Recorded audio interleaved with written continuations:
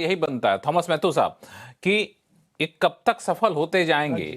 ये वेनेजुएला पे एक तरीके से कब्जा करने की कोशिश करें, अभी कह रहे हैं कि हम आगे बढ़ेंगे, ग्रीनलैंड के पास जाएंगे, तो क्या बाकी दुनिया के देश ऐसे ही चुप बैठ करके उनकी सारे कदमों को, सारी हरकतों को स्वीकार करते जाएंगे? Thank you, Lakshman. Thank you for having me.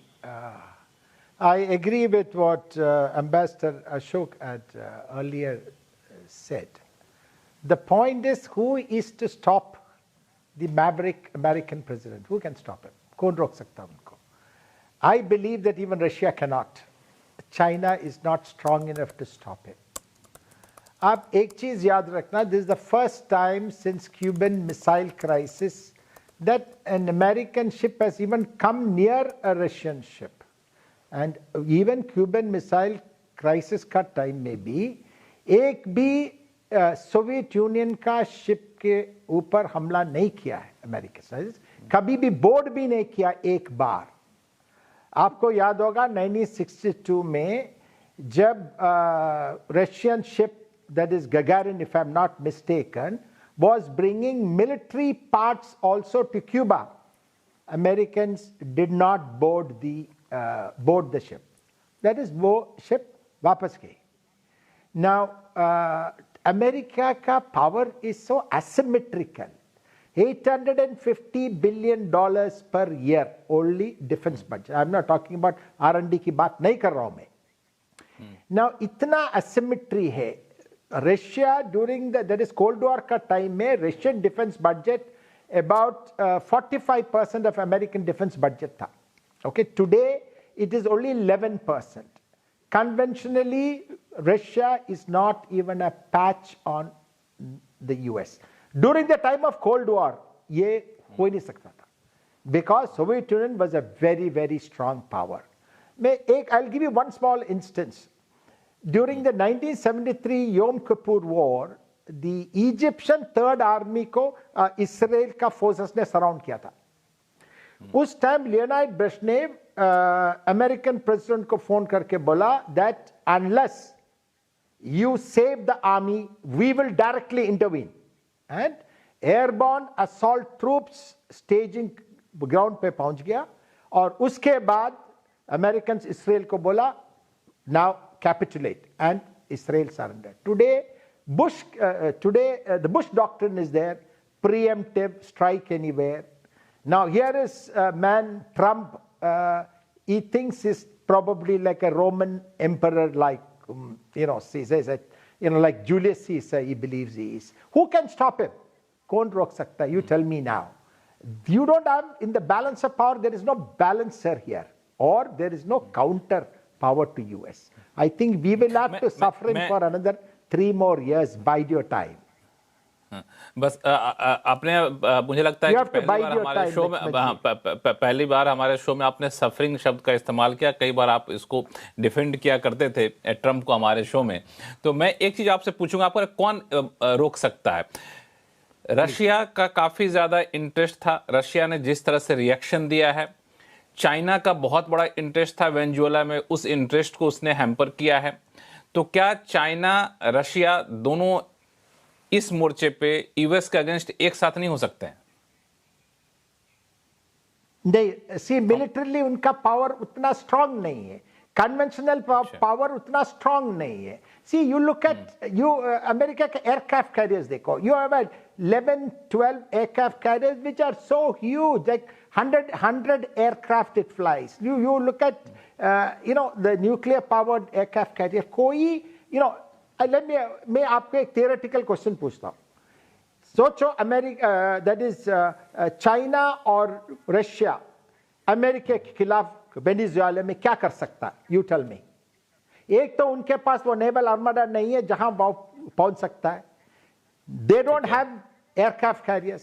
Secondly, number 2 is that ये अमेरिका का बैकयार्ड है, वहां जाके you cannot project power. China does not have it, Russia does not have it. ये सोवियत यूनियन नहीं है रशिया आज. It is weak.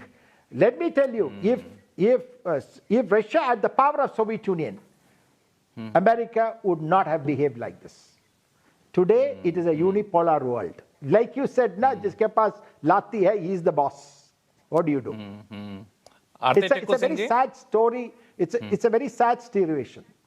हाँ, बिल्कुल ये बहुत ही कड़वा सच इन्होंने बताया है थॉमस मैथ्यू साहब ने कि जो जितना पावर है अभी यूएस के पास उसके अगेंस्ट कोई आ नहीं सकता है, इसलिए सब बैठ के तमाशा देखते रहेंगे, मोटी भाषा में कहें तो।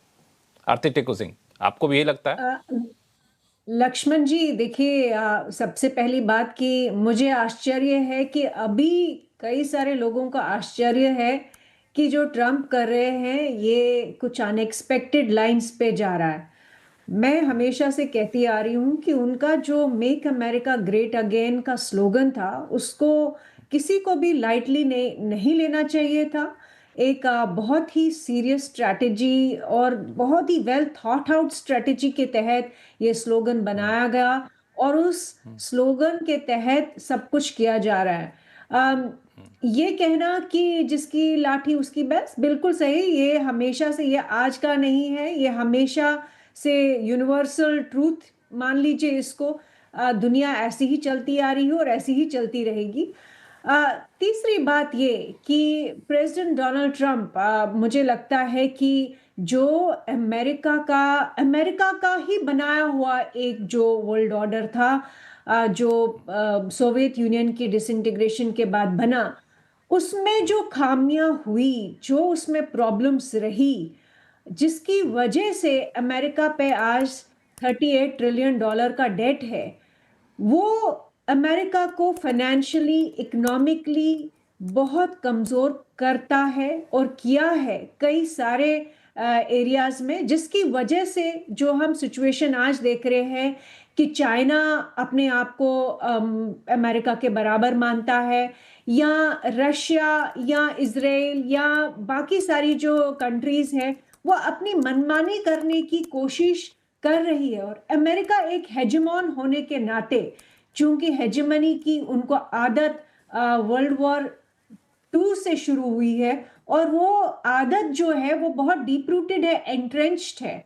और उस हेजेमनी को बनाने के लिए अमेरिका ने पहली बार वेनेजुएला में ऐसा रेजिम चेंज कर लिया और वहाँ के हेड को ही वहाँ से किडनैप करके अमेरिका ले आया। ये पहली बार नहीं हुआ है। अगर आप एग्जाम्पल्स देखें पिछले 75-77 साल में क्या क्या हुआ है, आपको याद होगा ईरान में प्राइम मिनिस्टर मोसादेक को इन्होंने कैसे हटाया, वो भी उस टाइम पे भी ऑयल का ही इशू था।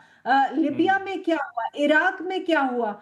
और हमको ये नजर में रखना चाहिए कि मिडिल ईस्ट की सारी पॉलिसी में अमेरिका ने जितना खून खराबा किया है, और वो रिपब्लिकन्स हो, वो डेमोक्रेट्स हो, वो प्रेसिडेंट ट्रंप हो या कोई और हो, लगातार एक कंसिस्टेंसी, एक मैक्सिमलिस्ट पोजीशन जो अमेरिका ने एंजॉय की है और जो अपनाई है पिछले 77 साल में, उसी का हम रूप जो है अभी प्रेसिडेंट ट्रंप के रूल में देख रहे हैं। और यहां से ये समझ लेना चाहिए कि किसी को भी ये ख्याल हो कि मल्टीपोलैरिटी का जो मतलब है, मैं भी इनफैक्ट लगातार ये बोलती आ रही हूं कि मल्टीपोलर वर्ल्ड की जब हम बात करते हैं, मल्टीपोलैरिटी का मतलब ये नहीं है कि यूएस जो है बराबर की पोजीशन सारी कंट्रीज जो अपने आप को सुपर पावर्स मानती है, वो इंडिया हो, वो चाइना हो, वो रशिया हो, या यूरोप अभी भी वो एक भ्रम में जी रहा है कि वो एक सुपर पावर है, तो वो बराबर की कुर्सी पे बैठने नहीं देंगे प्रेसिडेंट ट्रंप। नहीं देंगे, वो